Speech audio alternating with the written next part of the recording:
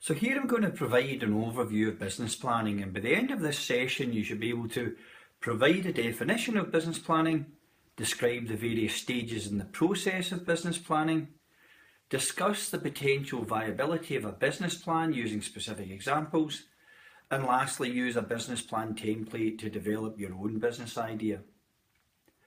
So the business plan is essentially a written document that explains and analyses an existing or proposed business model. So we need to fully understand our business model before we attempt to write the business plan. There's no universal ideal length for the plan, as this will be dependent upon the nature and level of complexity of the business idea being explored. And if the business plan is to have any credibility, it's essential that the information used in the business plan is accurate, unbiased and up to date. However, simply developing a business plan will not guarantee success. The business plan itself is basically a set of guesses, and it's simply not possible to accurately predict the future. Therefore, uncertainty cannot be eliminated from the process. So having decided to start the business, the entrepreneur needs to have a plan to produce products or supply services and to attract the people and the resources that are needed to get the business off to a good start. The business plan needs to address a broad range of areas in order that it becomes a discussion document between the entrepreneur and whoever the intended reader happens to be. It's important to reiterate that a business plan is not the truth. It's a construction of the entrepreneur's vision which outlines their goals and how they plan to achieve them. Some business plans take only a few hours to write, while others can take a lot longer. So in this session I'm going to walk you through the process step by step, and that process is summarised in this short video. But why do we need a business plan? Well, there are lots of reasons, but generally people develop business plans to assess the viability of a particular business idea, to bring the whole project together, to prove that the idea has been thoroughly thought out, to support funding or awards applications, and lastly to act as a route plan for how they will achieve their objectives and what resources will be needed. And this short video explains the nature of these resources in more detail. So where do we start? Well, firstly we should set some preliminary goals and determine who our audience is. We also need to think about what they want to know and how they will use the information you're giving them, as this will impact on the content of the business plan itself. Then we need to conduct some initial research in order to establish in very general terms the market demand, market size and structure, and also to establish that a potential margin can be generated from the business. From this we can use a business plan template to create a draft business plan. This draft should provide enough detail to be useful to both the entrepreneur and his or her audience, and it's basically the skeleton of the final plan itself. Generally, the first draft of a plan leaves more questions than answers, and this is a normal part of the process. But having reached the draft stage, further, more in-depth research is generally needed in order to accumulate the data required to develop the final business plan. If the initial research was carried out effectively, then there should be no real surprises here, and this new round of research should simply strengthen the case for launching the business. So next, the entrepreneur should review the research carried out to date and the business plan draft to identify areas that should be presented in even greater detail. This will then make it possible to write the full business plan. Once this has been completed, it's good practice to have an independent professional review it for completeness and effectiveness. It should be noted though that whilst this is an ideal process for developing an effective business plan, most entrepreneurs simply sit down and write the plan giving little thought to the process itself, and as a result many fail to get their business off the ground. So now let's look at the structure and layout of the business plan. Ideally, the business plan should contain a number of headings which will allow you to break down the key information that the reader needs to see. These headings may change slightly depending on which business plan template you use, but the basic topics will largely remain the same. These topics generally include details of the business, the executive summary, the vision for the future, management and staff, products and services, the market, finance, other information, and finally appendices. So now we need to provide some basic business details, and this section should ideally contain the business name, even if it's a working title, the lead contact name for the business, the address at which the business will be based, even if it's a home address, links to the business's social media channels if they exist, the legal status of the business, the names of the owners of the business, a contact telephone number and email address, and finally the date the business officially started trading or the expected start date. So now we're going to look at the executive summary, and this is more than just a simple introduction to the business plan. It's basically the whole plan, only much shorter. In many cases, the people who read your plan won't go any further than the executive summary and the financials, so you need to grab their attention here so they will be encouraged to read more. The summary should be a vision of what you want to achieve, and you should ideally wait until you've finished writing the entire business plan before writing the executive summary. The desired length here is a half page to 1 page depending on the complexity of the business, and while it's relatively brief, it must still clearly highlight the key areas of interest for the reader. So here we have a real life example of a very basic executive summary for a business plan created to secure funding. As can be seen, while it's relatively brief, it still clearly highlights the key areas of interest for the reader. The executive summary is also a good place to list the key goals that you set for the business, along with the objectives that you have to meet these goals. It's important to demonstrate that these objectives are achievable by including numbers and dates where appropriate. The following timeframes can be useful when thinking about the business. So for short-term goals, think in terms of 0 to 12 months.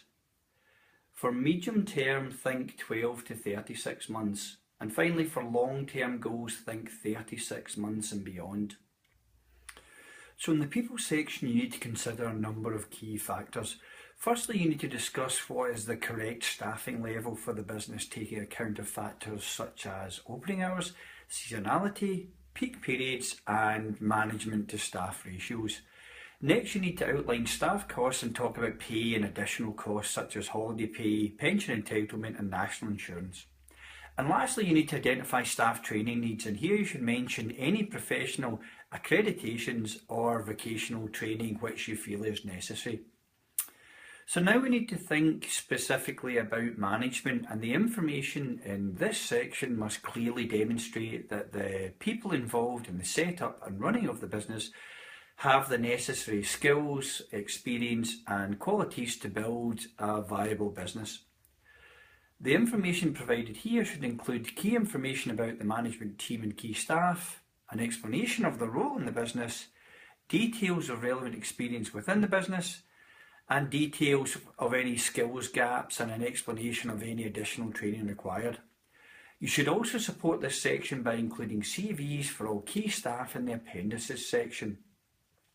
Next, we need to look at the product, and this section should be written for someone who has no knowledge of the business or what it sells, and you must clearly explain exactly what your business does whilst also highlighting your products and services, including the benefits that you deliver to potential customers. Competitive advantage can lie in any number of characteristics such as price, location or a technological edge, but whatever your USP or unique selling proposition is, you must clearly highlight this in the business plan. You need to also make it clear who will supply the products or services, and in terms of specific content, you should consider the following. In terms of price, you need to give examples of what you will charge customers for your products and explain how you arrived at this price. You also need to state how your costs and margins compare with competitors in your particular sector. Next, you need to talk about distribution and explain how you will get your goods or services to your customers. Then you need to think about design and packaging and describe your branding, logo and designs for packaging if this is appropriate. You also need to talk about your product range, i.e. how many different products will you have, and there needs to be some explanation around the service in terms of how you intend to interact with your customers. You also need to consider what level of quality you will offer and how you'll ensure quality is maintained. So now we're going to look at marketing, and the marketing section should be based on market research. The marketing section of your plan is extremely important as it will help persuade the reader that you have a viable business model and that you've also done your homework. There are countless ways in which you can obtain information on the nature and extent of the market.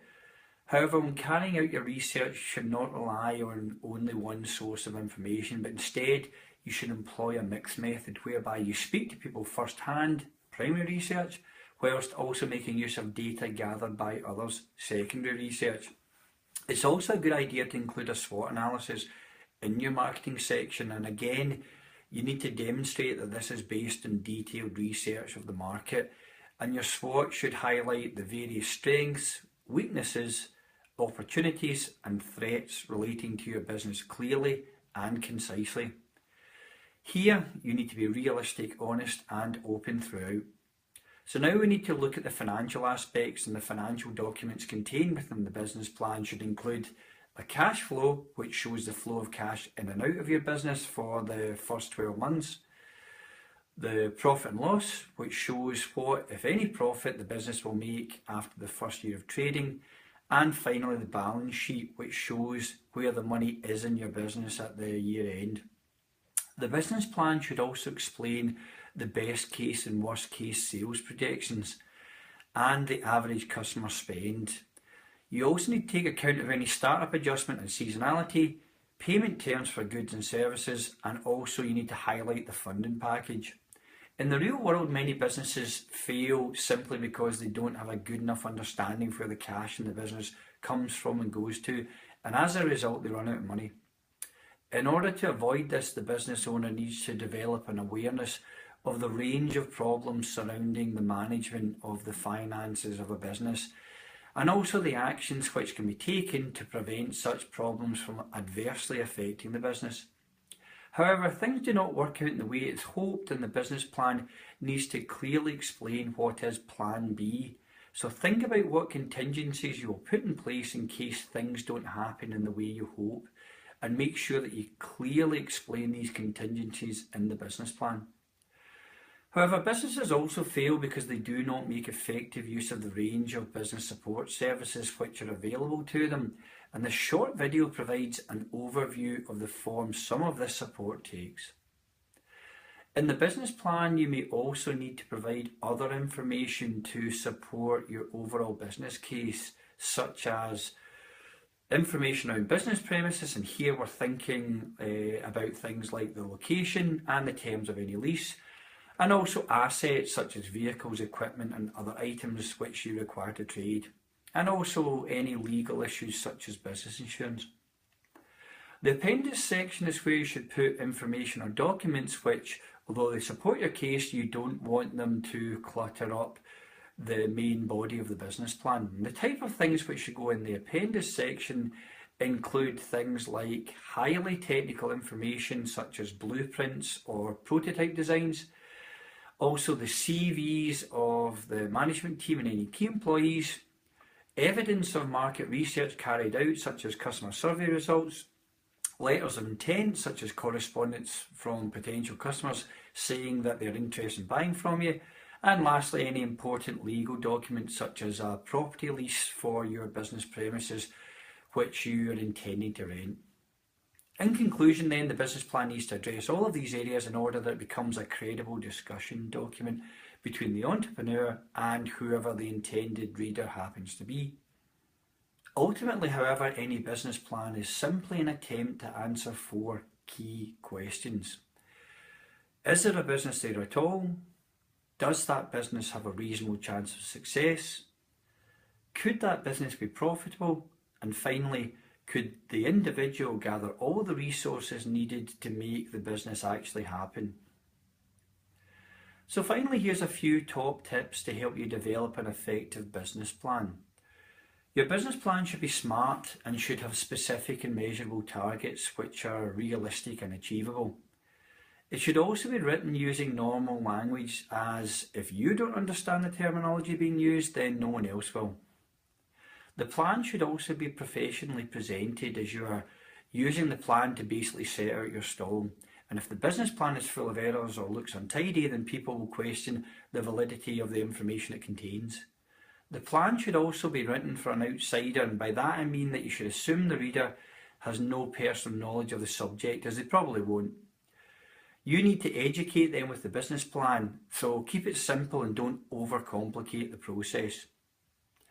Remember that all your assumptions need to be based on reality, and overly optimistic statements or claims which cannot be supported will just undermine your credibility and create doubt in the mind of the reader.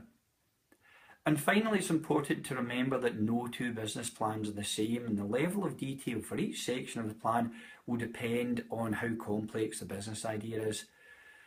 So that's a step-by-step overview of what you need to do and how you should do it. And if you follow this process, then you have a very good chance of developing an effective business plan of your own.